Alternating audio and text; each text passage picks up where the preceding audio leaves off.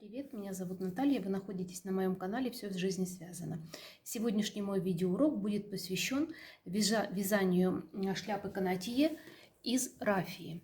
Здесь у меня представлено в качестве образца две шляпы, которые связаны из рафии, но из разной рафии. Вот эта шляпа, которая темно-синяя в цвете сапфир, к сожалению, камера плохо передает ее цвет, она связана из рафии Испи. Оттенок, цвет, вернее, у нее металлик. Вот. Точнее, рафия металлик, а цвет у нее темная ночь называется. Вот. А вот эта шляпа у меня связана из рафии Фибра Натура, турецкая рафия. Она немного дешевле, немножко по-другому ощущается, другое качество, но тем не менее шляпа из нее получается прекрасная, и сумки тоже. И по ценообразованию эта рафия дешевле, нежели рафия Испи. Значит, как я уже сказала, в этом видеоуроке я вязать буду из турецкой рафии. На такую шляпу канатье вам понадобится 3 моточка рафии, запасайтесь. А вот также понадобится крючок номер 3,5. Понадобится маркер для обозначения начала ряда. И также еще понадобится нам ригелин для последнего ряда полей, чтобы форму держали поля, и термоусадочная трубка. Также зажигалка для того, чтобы термоусадочную трубочку припаять.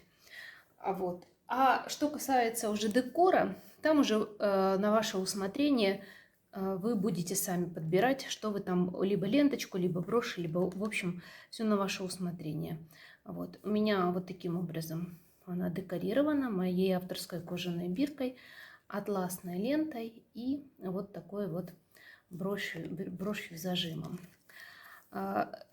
Сложности особой при вязании такой модели шляпы никакой не представляет, если вы, конечно, не совсем новичок, а владеете все-таки крючком хоть немножко. А что касается нюансов, я все расскажу в мастер-классе. Как вывязывать донышко, затем как вязать тулью и как делать прибавки на полях. В общем, чтобы не занимать слишком много времени, основное я все сказала, можно приступать непосредственно к вязанию шляпы. Ровных 7 петелек. Начинаем вязать с круга. Круг служит основанием для очень многих изделий.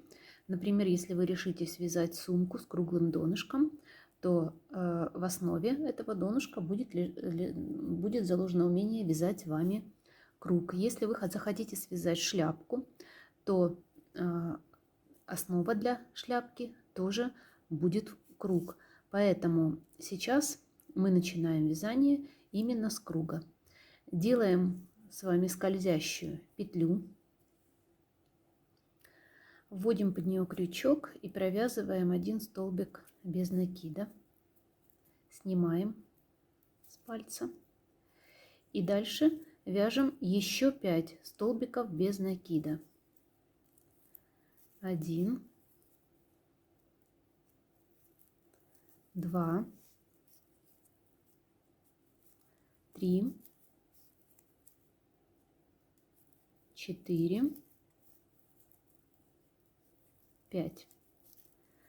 Вместе с первым столбиком у нас получилось всего 6. Теперь нам нужно стянуть наше кольцо для того, чтобы не было внутри у нас дырочки. Вот подтягиваем эти петельки за кончик.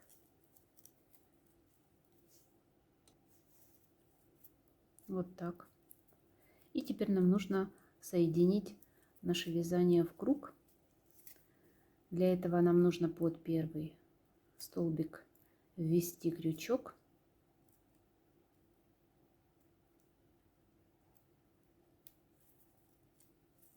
И соединительным столбиком соединить вязание. Вот мы соединили в круг. Это у нас первый ряд. Дальше нам нужно в каждый столбик предыдущего ряда провязать по 2 столбика без накида. 1 и сюда же второй провязываем. Во втором ряду у нас число столбиков должно удвоиться и стать уже не 6, а 12. Вот сюда второй тоже. Снова под 1. И параллельно ввязываем хвостик для того, чтобы его не обрезать и потом не прятать.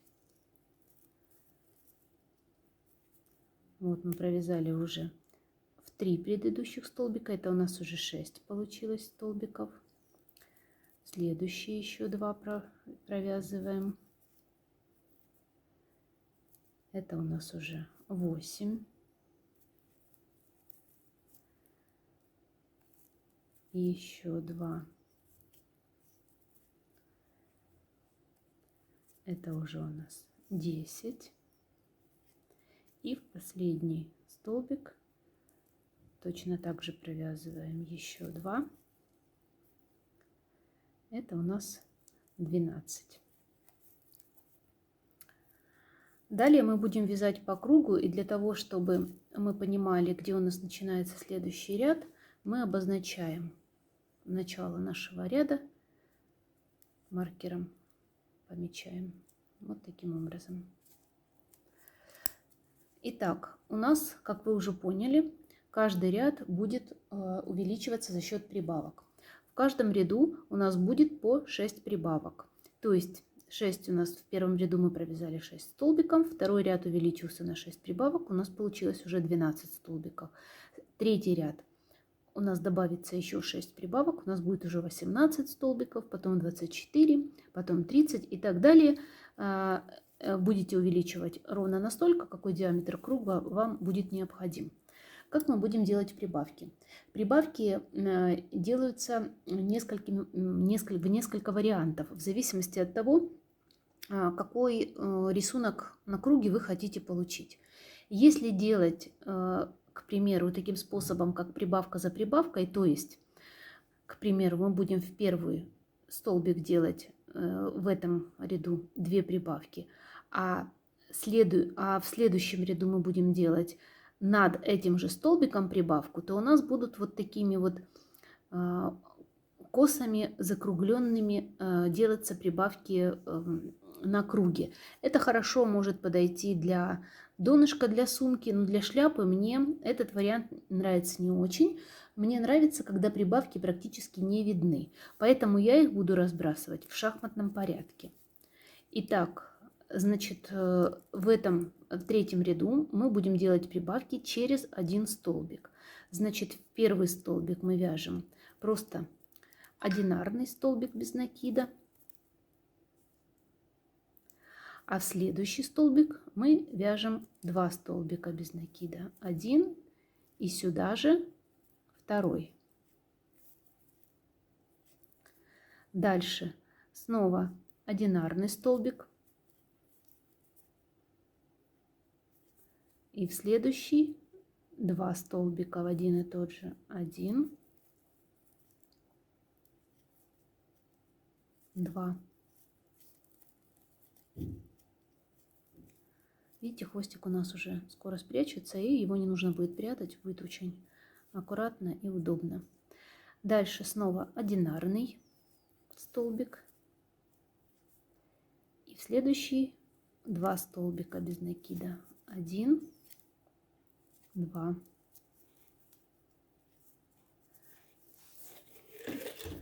Снова одинарный. И дальше двойной. 1, 2. Снова одинарный. Дальше двойной. 1, 2. Одинарный. И мы здесь с вами начинали с одинарного, значит, здесь мы заканчиваем двойным. 1, 2. Переставляем маркер.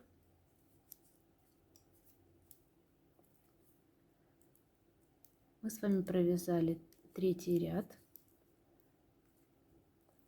И сейчас вяжем четвертый. Значит, у нас во втором ряду прибавки были в каждой петле. В третьем ряду у нас прибавки были через одну петлю. В четвертом ряду у нас прибавки будут через 2 петли. Итак,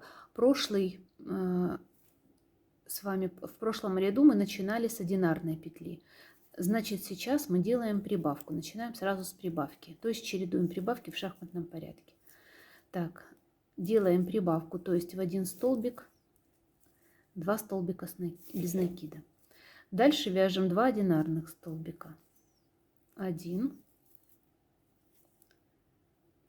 и 2. Дальше вяжем прибавку в один и тот же столбик, провязываем 2 столбика. Снова 2 одинарных. 1, 2. Дальше прибавка в один и тот же. 2 одинарных. 1 и 2. Прибавка.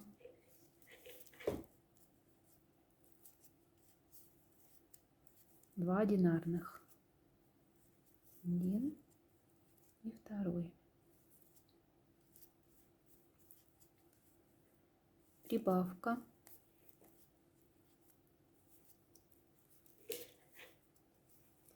Два одинарных.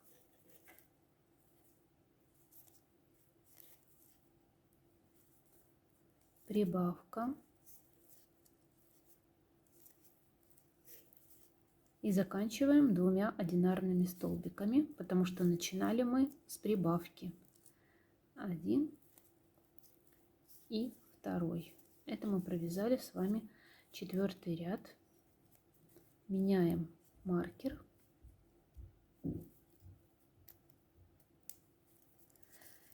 И в пятом ряду у нас будет прибавка через 3 петли. То есть провязываем прибавку, 3 одинарных столбика, снова прибавка. Снова 3 одинарных столбика, снова прибавка. Только теперь нам нужно посмотреть, как чередовать нам. Значит, у нас прибавка, значит, над ней у нас должны быть одинарные столбики. Значит, мы начинаем с одинарных столбиков. 1,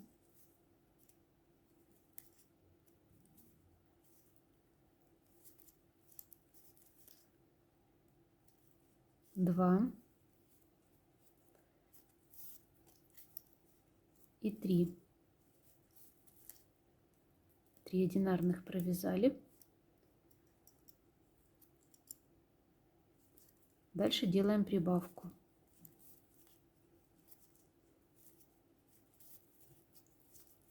Снова 3 одинарных провязываем. 1, 2, 3. Снова прибавка. 2 столбика в 1. Таким образом, у нас прибавки чередуются. Например, в этом ряду у нас была вот здесь двойная прибавочка, а в этом ряду у нас вот здесь и вот здесь, а над ней одинарные. И когда мы таким образом будем рассредотачивать прибавки, то у нас в круге не будет видно явных видимых переходов, где мы их делали. 2 вместе столбика провязали, дальше 3 одинарных провязываем. 1, 2, 3. Снова прибавка.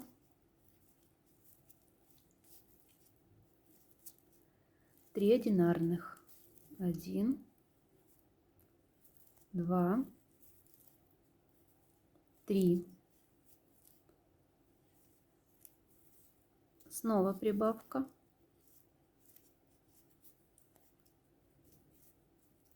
1, 2, 3, прибавка,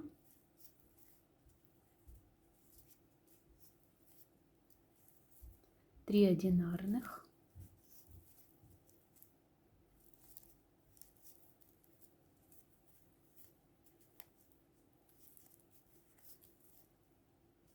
и заканчиваем прибавкой, потому что начинали мы 3 одинарными. Вот мы провязали 5 рядов, и уже видно, как формируется круг. И дальше вяжете круг такого диаметра, который вам необходим, используя вот этот принцип. Значит, следующий ряд у вас будет прибавка через 4 столбика, еще следующий через 5, еще следующий через 6 и так далее. Шестой ряд мы начинаем с одинарного столбика. Дальше мы делаем прибавочку. 1 и второй столбик сюда же. И дальше мы вяжем 4 столбика одинарных. 1, 2, 3 и 4. Вот у нас была прибавка в предыдущем ряду, и над ней у нас получились одинарные столбики. Дальше прибавочка. Дальше снова 4 одинарных. И так вяжем до конца ряда самостоятельно. И заканчиваем ряд 3 одинарными столбиками, потому что начинали мы одним одинарным. 1, 2 и 3. Вот мы с вами провязали, это какой? 1, 2, 3, 4, 5, 6. Это шестой ряд мы провязали. Сейчас будем приступать к вязанию седьмого ряда. Дальше мы начинаем вязать с одинарных 5 столбиков. Теперь у нас прибавки будут через 5 столбиков. 1, 2, 3, 4, 5. Дальше делаем прибавку. 1 и сюда же второй столбик. И дальше снова 5 одинарных и прибавка. Так чередуем до конца седьмого ряда. И заканчиваем седьмой ряд прибавкой, потому что начинали мы с одинарных 5 столбиков. Вот мы провязали 7 рядов. Вообще количество рядов зависит от размера шляпы. Значит, я буду вязать шляпу на размер 55-57, поэтому у меня количество рядов в донышке будет 15, учитывая то, что я вяжу крючком 3,5. Если вы вяжете крючком меньше, то вам нужно количество рядов тогда увеличивать.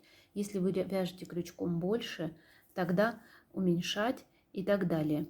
У меня получается 15 рядов на этот размер шляпы. Поэтому те, кто вяжет одинаковым размером крючка со мной и кого размер шляпы устраивает, те, значит, ориентируются на мое количество рядов. Значит, 8 ряд мы начинаем с прибавки. Нет, лучше начинаем с одного одинарного столбика. Дальше провязываем прибавку. И вот тогда у нас 6 одинарных получится как раз посередине, вернее, точнее, прибавка нижнего ряда получится как раз посередине 6 одинарных столбиков. Вот провязываем 6 одинарных столбиков в 8 ряду. 1, 2, 3, 4, 5, 6. Дальше снова делаем прибавку.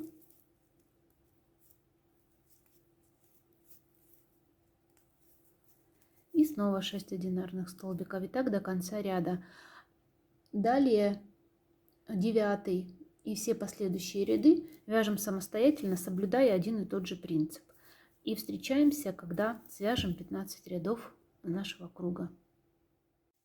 Вот я связала донышко. У меня получилось 15 рядов. В последнем ряду у меня прибавки были через 13 столбиков. И прежде чем приступать к вязанию тульи, нам нужно очень хорошо отпарить донышко. Обязательно, девочки, потому что после того, как шляпа уже будет связана, это будет сделать крайне затруднительно. Все, я пошла отпаривать, и вы тоже. Все, вот я отпарила донышко, и теперь смело могу приступать к вывязыванию тульи. Значит, так как шляпа у нас будет канатье, поэтому переход от донышка к тулье у нас должен быть под 90 градусов. Поэтому переходить мы будем к вязанию тульи следующим образом. Значит, сначала нам нужно соединительным столбиком вводим петлю вот с обратной стороны в следующий столбик и перетягиваем в обратную сторону вот эту петлю.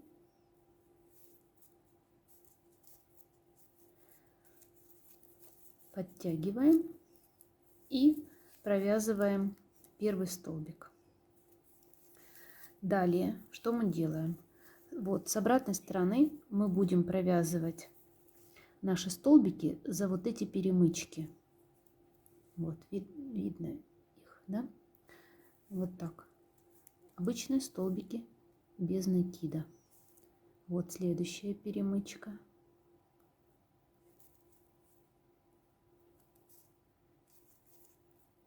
Так, столбик без накида.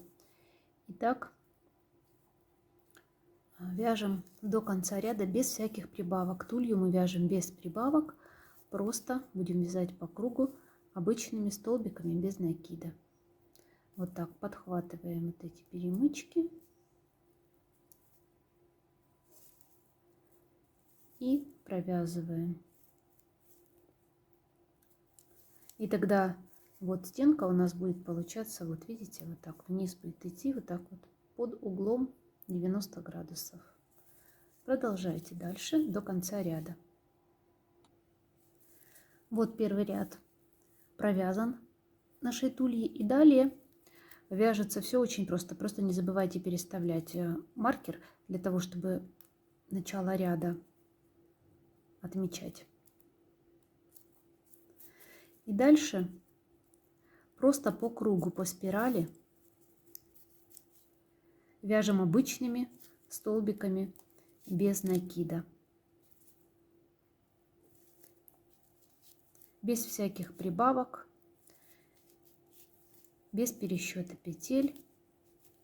Просто обычными столбиками без накида вяжем по кругу необходимую длину, или как правильно сказать, высоту скорее, нашей тульи.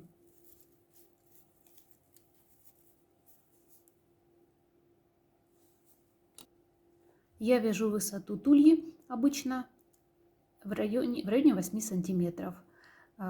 Продолжайте вязать сами до конца тульи. И далее встретимся уже, когда начнем вывязывать поля шляпки. Ну вот я провязала тулью. Для тех, кто не знает, вот эта прямая часть шляпы называется тулья. Мне осталось провязать один ряд. Еще один ряд. Значит, что мне нужно сделать в этом ряду? Значит, когда я начну вывязывать поля, мне нужно будет, чтобы количество петель делилось на 8, потому что я в полях буду делать 8 прибавок. И мне нужно, чтобы прибавки шли равномерно. Значит, а у меня сейчас 90 петель, 90 столбиков по окружности.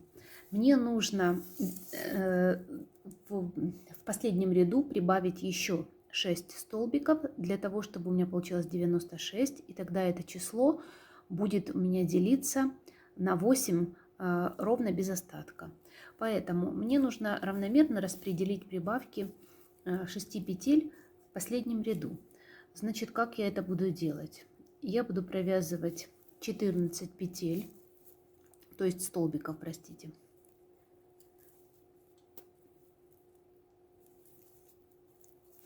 Один, два, три, 4, 5, 6, 7, 8, 9, 10, 11, 12, 13, 14. И в 15-й столбик я должна провязать 2 столбика. Один и сюда же второй. То же самое делаем дальше. 1, 2, 3, 4, 5, 6, 7, 8, 9,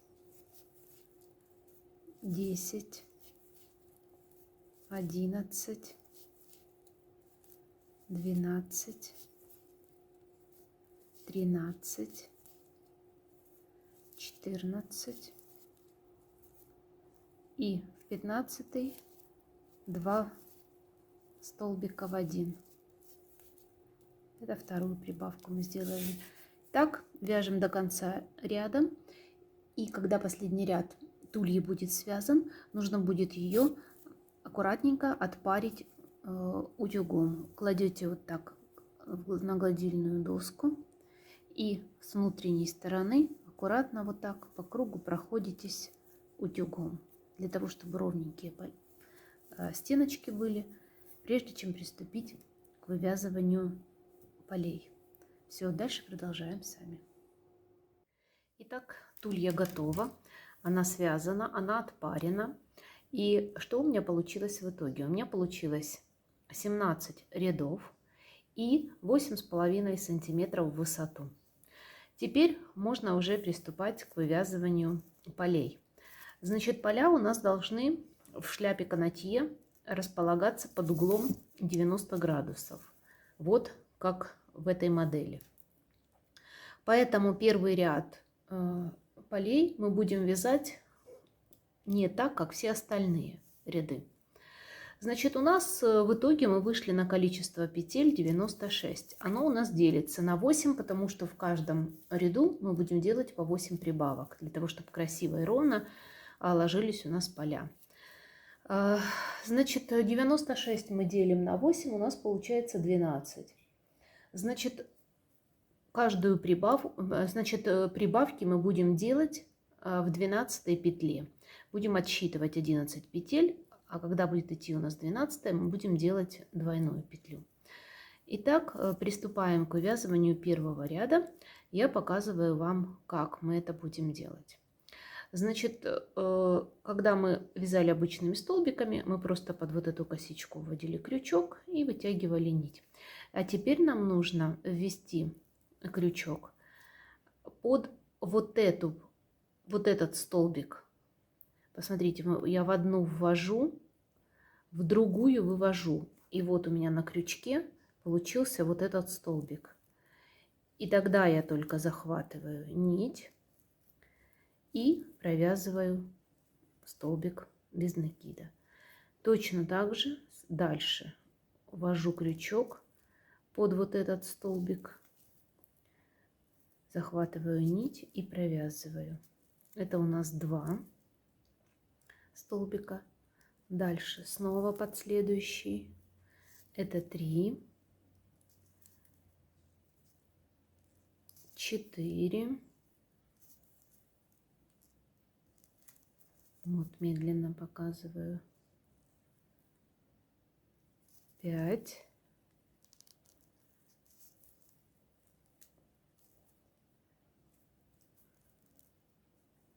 6.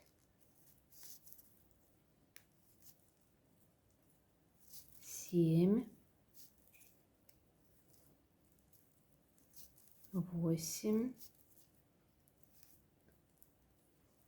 9.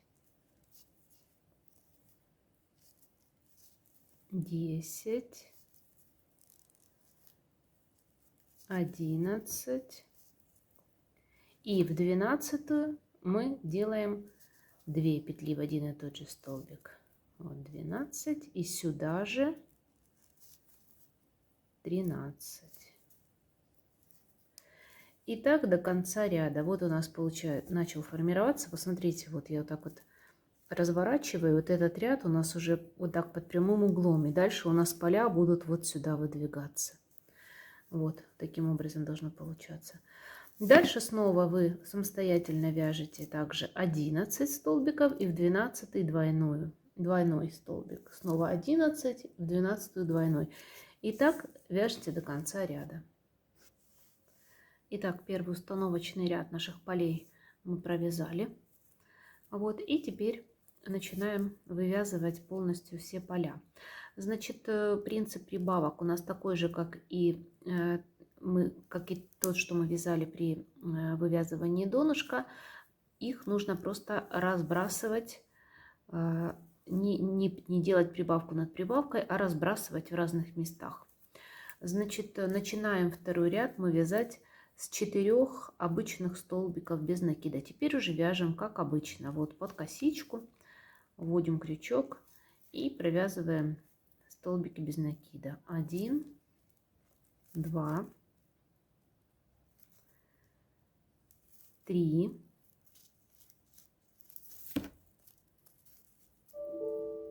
4. Дальше делаем прибавку. 1 и сюда же второй столбик. И дальше между прибавками у нас в этом ряду уже 12 петель. В прошлом у нас было 11, и в 12 мы делали двойные столбики. Теперь у нас будет 12 рядов, и в 13 мы будем делать двойные столбики. Итак, вяжем 12 столбиков без накида. 1, 2, 3, 4, 5, 6, 7, 8, 9, 10, 11, 12. И в следующий столбик делаем прибавку 1 и сюда же второй. И вот у нас она получилась разбросана. Вот здесь у нас в первом ряду была прибавка, а здесь у нас во втором ряду прибавка. Вот. И она получается у нас не одна над одной. Дальше снова 12 столбиков без накида. И в 13 провязываем двойной столбик, прибавку. И так вяжем до конца ряда.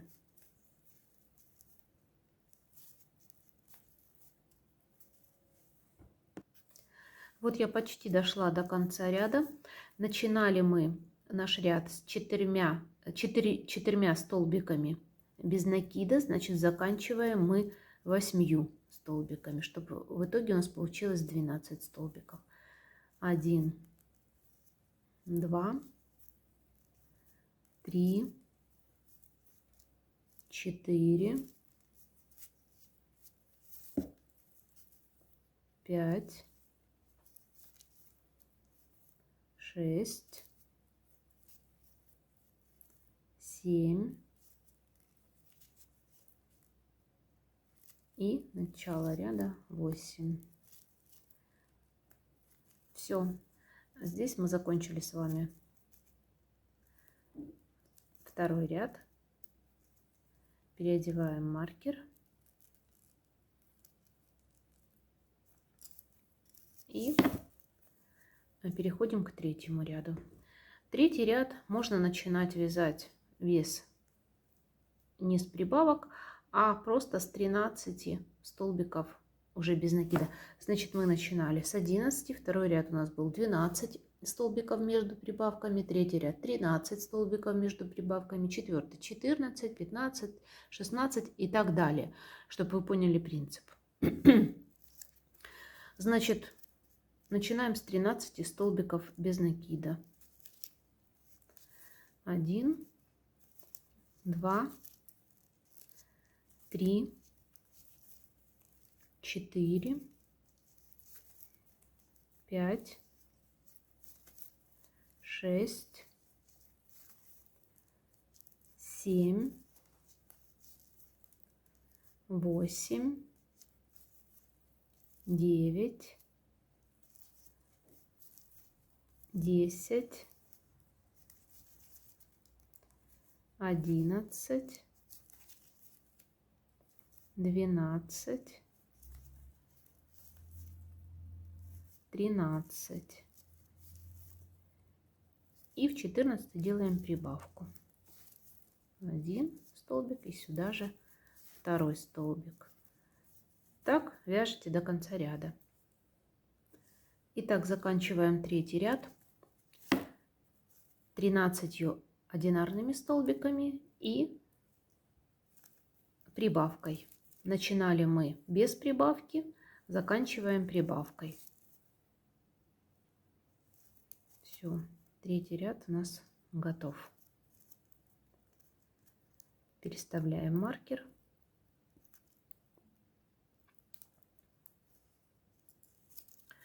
По такому принципу вяжем все остальные ряды. Значит, в следующем ряду у нас между прибавками будет 14 петель. Еще в следующем ряду между прибавками 15 петель. А количество прибавок неизменное в каждом ряду, то есть 8 их. И по мере того, как наши поля будут расти, они будут вот так вот укладываться под прямым углом у нас. Если они будут фалдить и жебриться, ничего страшного, это все при помощи утюга с паром исправляется очень даже легко и просто. Значит, дальше вы будете вязать поля самостоятельно до последнего ряда. В последнем ряду мы будем ввязывать ригелин для того, чтобы поля держали форму. И тогда я уже буду записывать видео. Значит, количество рядов для шляпы канатье. Значит, приблизительно среднее количество рядов где-то 10. Но в зависимости от того, какие вы хотите поля, больше либо меньше, вы сами решаете для себя количество рядов. Значит, от 8 до 12-13 там вполне нормально. Это если обычное канатье не с широкими полями, а с обычными средними полями. Итак, продолжаем вязать самостоятельно до последнего ряда. Ширину полей вы тоже определяете самостоятельно, исходя из ваших предпочтений или исходя из количества вашей пряжи. Все, продолжаем вязать и встречаемся в последнем ряду. Не забывайте распределять прибавки равномерно по всему периметру, разбрасывая их в разных местах. Так, вот я провязала 9 рядов, и в 10-й ряд я буду вставлять ригелин. Вот хочу показать, как выглядят края до отпаривания. Видите, они идут волной и жебрятся. Сейчас я их отпарю, и после этого начну вставлять ригелин. Вот я отпарила, и вы видите, Уже абсолютно ровные края, поля точнее. И теперь можно начинать вставлять ригелин. Значит, у меня ригелин вот такой двухполосный. Если распустить вот эту ткань, там будут две трубочки, две лесочки идти. Я буду вставлять его полностью, распускать не буду, потому что опускаю я этот ригелин по самому краю, и поэтому наоборот, ну как бы меня такая ширина вполне устраивает. Нам понадобится, значит, ригелин, ну, метраж должен быть по объему шляпы. И вот такая термоусадочная трубочка. Она может быть разного цвета, может быть прозрачная, может быть под цвет ригелина или под цвет рафии. А вот у меня в данном случае вот черная под цвет ригелина. Значит, как мы его ввязываем? Значит, вот этот ряд, куда мы будем ввязывать ригелин, мы уже будем вязать без прибавок. То есть просто в каждый предыдущий столбик будем ввязывать по одному столбику. Значит, сейчас я крючок введу. Значит, для того, чтобы у нас вот этот ригелин, он у меня по цвету отличается от основной, от цвета рафии, поэтому я буду поступать таким образом. Я буду слегка распускать, вот так раскрывать рафию, для того, чтобы, провязывая, этот ригелин полностью прятался. И нигде не торчали вот эти черные кусочки, поэтому вот этот последний ряд придется вот таким образом рафию распрямлять, выравнивать. Там, кто будет вставлять леску или проволочку, которая не такого контрастного цвета, может этого и не делать. Вот так. И я покажу начало ввязывания ригелина. И потом покажу уже в конце, когда мы будем соединять края. Значит, мы оставляем вот так вот несколько сантиметров. Вот, и начинаем его ввязывать, обматывая постепенно рафией. Вот так, таким образом. Провязывая каждый столбик вот такой развернутой рафией.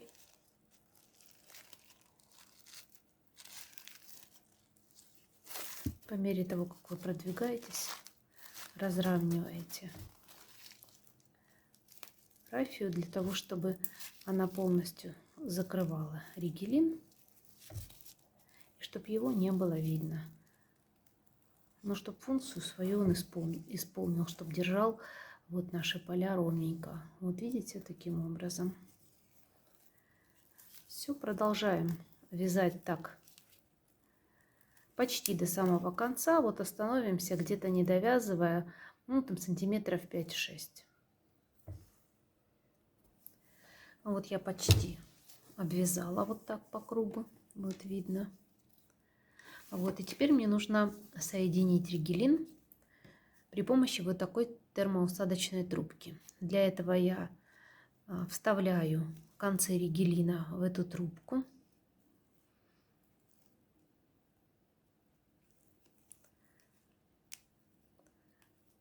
Выравниваем его.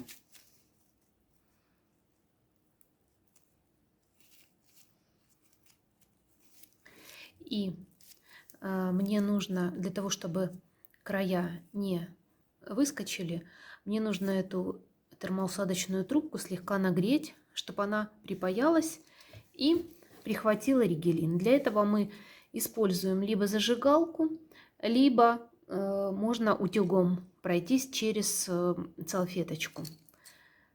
Если используете зажигалку, аккуратно, чтобы не повредить рафию. Вот таким образом подносите огонь к трубке термоусадочной, и она сжимается, и края припаиваются, и ригелин потом не выскочит. Можно еще с одной стороны еще разочек прогреть. Но вот если делаете при помощи зажигалки, то очень аккуратно, чтобы не повредить рафию. Все. И обвязываем уже до самого конца.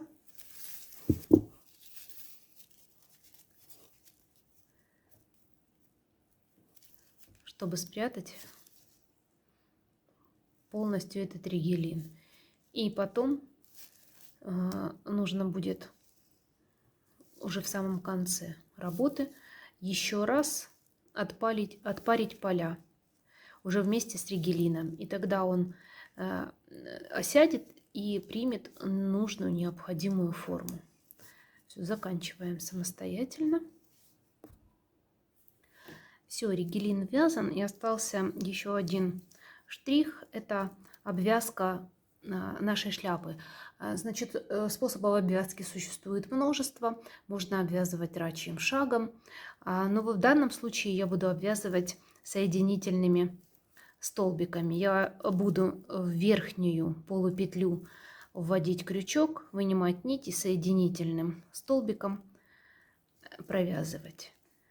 Вот таким образом.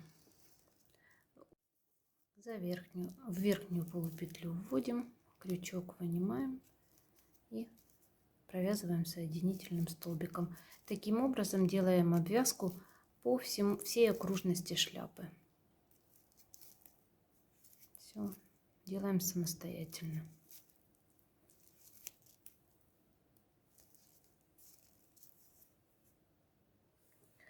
Вот и все. Я обвязала. Вот такой вот получился обвязанный край. Отпарила. И шляпа наша готова. Осталось только украсить ее различным декором. Это уже на вкус каждого. Кто-то может быть ленточкой, кто-то может быть из рафии сплетет вот такую косичку. Вот. Кто-то может быть вышивкой из рафии ее украсит. Кто-то, может быть, кожаный ремешок наденет. Броши всевозможные сейчас прекрасно продаются. Булавочки-то точно так же для украшения шляп. В общем, спектр украшений не ограничен.